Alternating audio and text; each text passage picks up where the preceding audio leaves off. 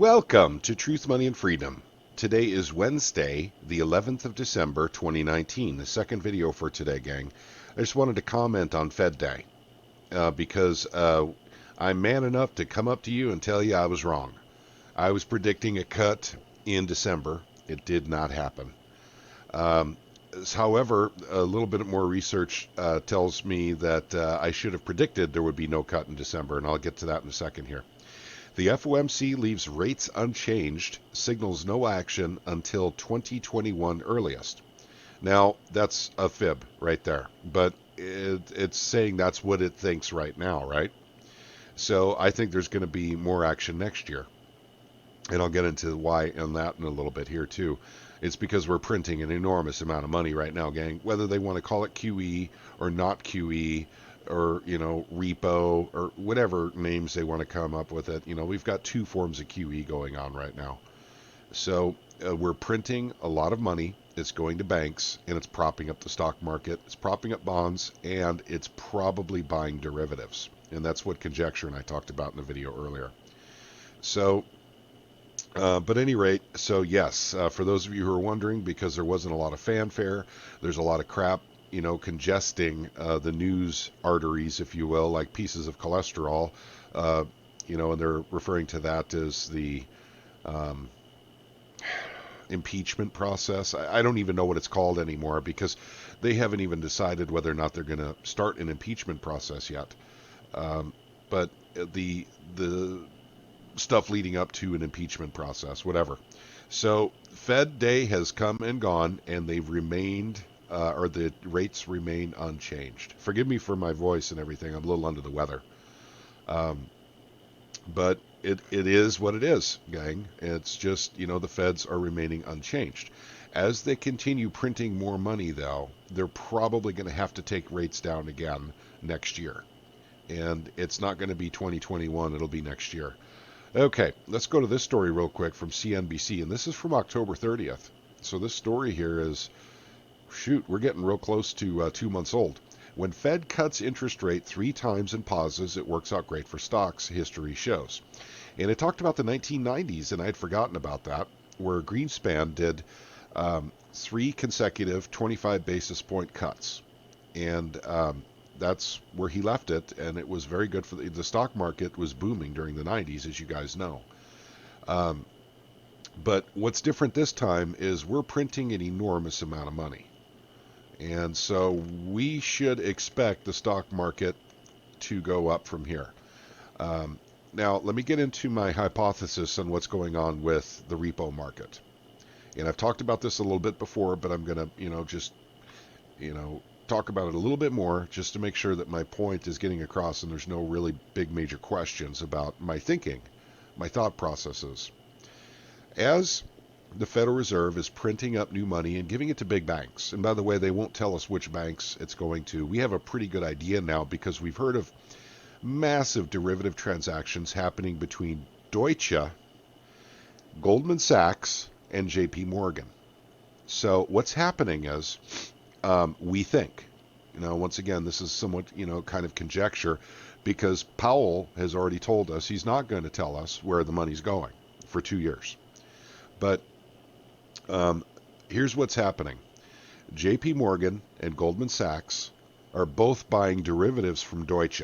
Deutsche is a failed zombie bank, and it is in very dire trouble, but its stock is going back up.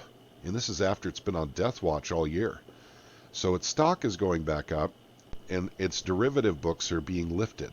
I mean, they're being lifted up somehow, and derivatives are disappearing. They once had $70 trillion worth of derivatives, and by the way, that's notional value. Who knows what the stuff was actually worth? But J.P. Morgan and Goldman Sachs are both buying derivatives from Deutsche. So what's happening is they're getting the derivatives to start moving in the system again, as opposed to sitting like giant boulders, not moving, not doing anything. You just, sitting there losing value because they're not moving anymore. So that's what I think is going on with this repo money. Now, that's my opinion. I don't have anything to back it up with, gang. So I can't point you to a story that says, oh, this is what they're doing. But it just makes sense to me because the derivatives have to keep moving because they're stuffed in pensions. And in order to keep their values up and keep pensions from going belly up right now, they have to get the derivatives flowing through the system again. Just back and forth from bank to bank, just so they can, just keep them moving and keep their values, aloft. And I think that's what the Federal Reserve is doing, is buying derivatives as well. It's not taking treasuries. I know it says it's taking treasuries, but the Federal Reserve also tells us it's only 2% inflation, and that's an out and out lie. That's it's a falsehood that we really need to call out every chance we get. Well, we know the Fed is willing to lie about inflation because inflation is their fault. It's their problem. It's their doing. By printing money, we have inflation. They're the ones who print the money. So Jay Powell will say, we only print what the American government asks us to print. Well, then they do crap like repo. No, no one was asked in the government about this. This is not 2008. This is a backdoor quantitative easing program to literally lift up the banks and keep those derivative products that the banks created out of nothing with no value, and keep them alive so the pensions don't go belly up right now. Now, why I keep saying right now is important too, because I suspect there will come a time where the government and the banks do want those derivatives to lose value. And I can't give you a date, I can't give you a time, I can't give you a month, I can't even give you a year. But there is a time coming where this is going to fall apart. And these derivatives have no value. And by the way, that's why I don't think Brexit has happened yet either. Is because in order for the Brexit to happen and those banks to begin separating in the city of London, they have to unwind derivatives that are tying all those banks together in the city. And just the sheer mind-boggling amount of time and manpower, resources that it would take to unwind all of these derivatives, entangling all these banks in the city, is frankly, I can't even I can't even imagine, what it would take to do it. But that's why I think the Brexit hasn't happened yet, is because they know it's going to start a feces storm in the derivatives market when it does happen. That's where the problem lies. It has nothing to do with the Irish border. It has nothing to do with trade unions. Now, that's the official line for, why they can't Brexit, or why it's so difficult to negotiate a Brexit. They're buying time while they're trying to figure out what to do with these worthless, absolutely worthless stool sample products, these financial products that these banks have created over the last decade or two. We call CDOs, collateralized debt obligations, all kinds of derivatives, even gold and silver. And let's bring that up for a second. And by the way, I want to say something about gold and silver too. Okay, looks like silver is coming up just a little bit today. Not a whole lot, from 1568 to 1658 to 1687. So it's gone up a little bit. But in gold, I imagine, has done the same thing. And it has. And once again, this is from Friday closing. So this is going through the week. And it looks like today, no, it started yesterday with gold. So, yeah, no, it started today. Okay, let's be fair. It did start today, but the environment they're creating right now, with leaving rates the same, in other words, not moving the Fed funds rate, and continuing this QE process, and don't let the Federal Reserve lie to you about these being short-term loans. These are extremely long-term loans. In fact, I don't think that there's a contract with an end date on this derivative garbage that the Federal Reserve is picking up from the banks to put cash into the system just to get, basically these derivatives, moving again, so that the pension funds and all the other things that depend on derivatives don't collapse right now, because they were about to collapse, in my opinion. So I know there's a lot of folks out there in the YouTube community who have said, the collapse is going to be this year, it's going to be this fall, and they're really good people. These are good folks. that are making these predictions, but what they're not taking into account is the criminality of the Federal Reserve. And by the way, I'm one of those guys who I don't like making predictions on when stuff's going to happen anymore. I was sure that the whole system was going to fall apart in 2015 when QE3 ended. I was wrong. I was also wrong about December, another 25 basis point cut in December. So when I'm wrong, I'm wrong. And guys, I was wrong on there being another cut in December. However, this may end up being pretty good for gold and silver, though. So we'll have to keep an eye on gold and silver from this point on and see if they can do anything with it. But keep in mind, whenever we look at the shiny metals that we all love so much, this is paper. This isn't even the physical. The physical is based on what the paper trades at. It's a very unique situation with gold and silver because the price is based on a derivative. That's correct. So the paper prices that are levered up 200 and 520 to 1, respectively, gold and silver, set the price for the physical. And in no other markets does that actually happen. It's a very, very unique situation they have developed for gold and silver because these are the only true competitors to the dollar. Some would say Bitcoin, being a competitor to the dollar, and I may or may not, acknowledge that. I need a little more time to figure out if that's an actual competitor to the dollar. It's certainly a good competitor for, currency, but for the world reserve currency, not 100% sure yet, but I think it may have a chance at that, may have a real good shot at that. And you heard me correct. Bitcoin for the world reserve currency. We'll do another podcast another time. I need to collect my thoughts a little more. I need to not be sick. So I could think a little more clearly when I actually make that podcast. And it's the kind of podcast that'll upset some people. But it doesn't take away from gold and silver at all. It just lets us know that, that there was a very, very strong possibility there may be a place for Bitcoin at the SDR table at some point in time. And it may take a very large section of that table. And gold may be there right along with it at some point. And we'll talk about that again later. Okay, gang, that's all I really wanted to talk about. But once again, I report on the FOMC. I report on the Fed's activities. So I thought I'd be remiss if I didn't actually touch on this today. So you guys know the Fed meeting is over. They made an announcement. There will be no cuts, but no raises in interest rates for the third quarter, or more specifically for December. So going into 2020, we'll actually see what happens. Guys, I've been asked by multiple people, both in the Discord group and in some comments, to make some predictions for the end of the year or next year, what I see happening in the economy. I can tell you this. I can tell you I see more money printing, a lot more, because once again, the system is failing. It's actually failing as we speak. And they're keeping it aloft with all this printed money.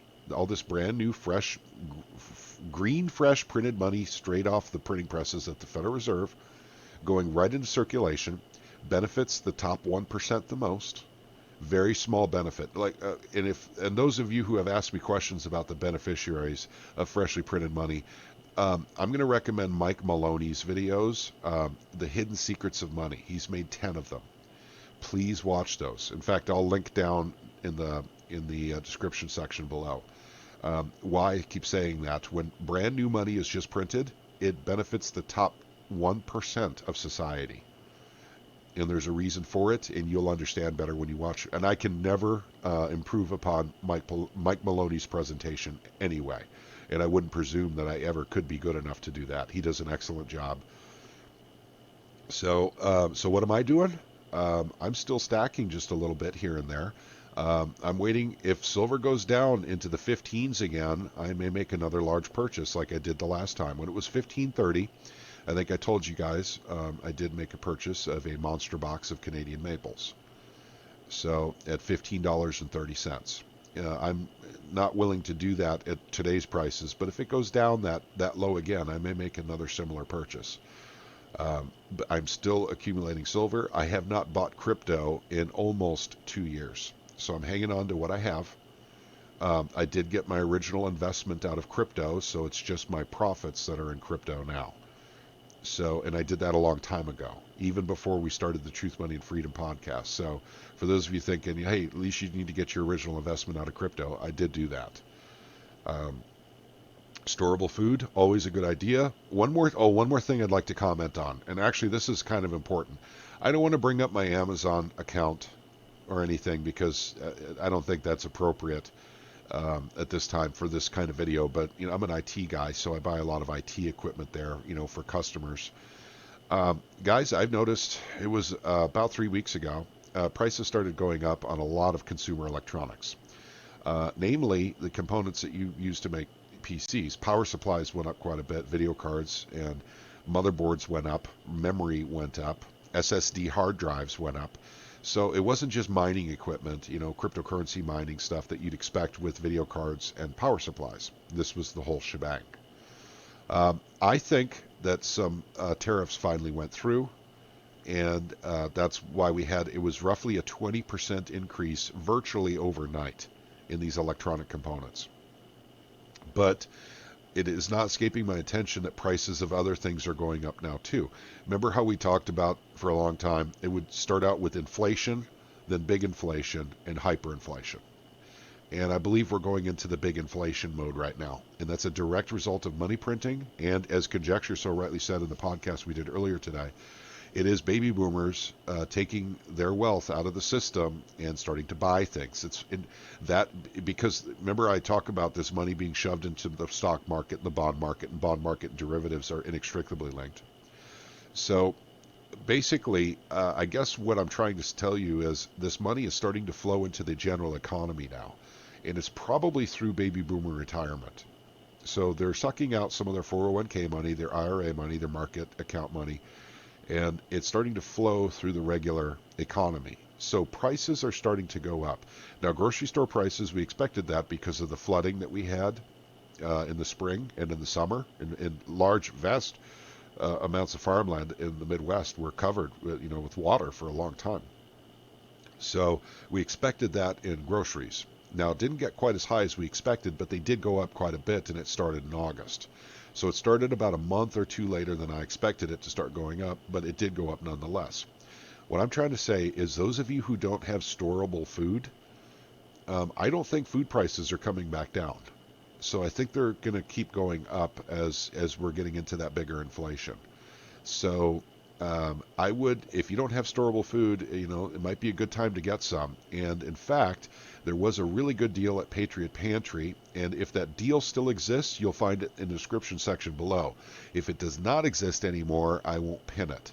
But I do believe that deal came out. It's like I think it's 1 week supply for $29.99 or something like that. A 1 week supply of food for $29.90 or $30.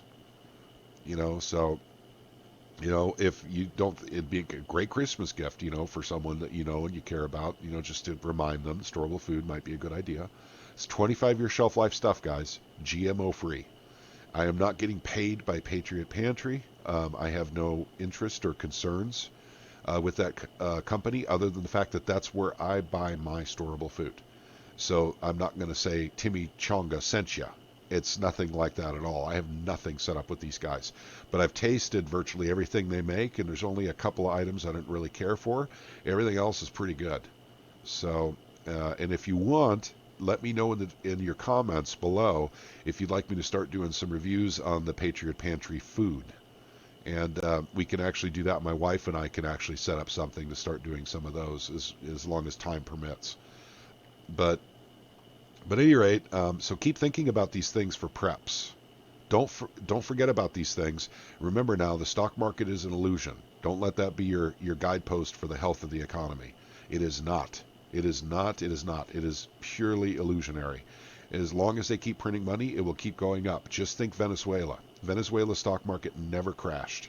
It never crashed. Through their entire hyperinflation, it melted upward. And that's probably what we're going to get here too.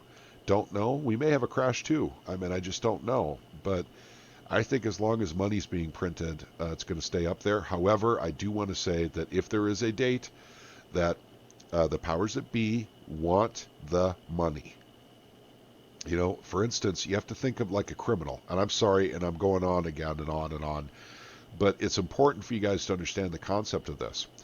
Banking, think of them as criminals. They're just legalized criminals. And if they want everyone's retirement money, Wall Street wants everyone's retirement money that is wrapped up in Wall Street, in the Dow, the Nasdaq, the S&P, the Russell, um, or any other kind of market, even in commodities. The thing that makes the most sense for them to do is to figure out a date to start triggering the markets to go down. Figuring out a date, doing it at a date, and that way they can all get their money out on the top.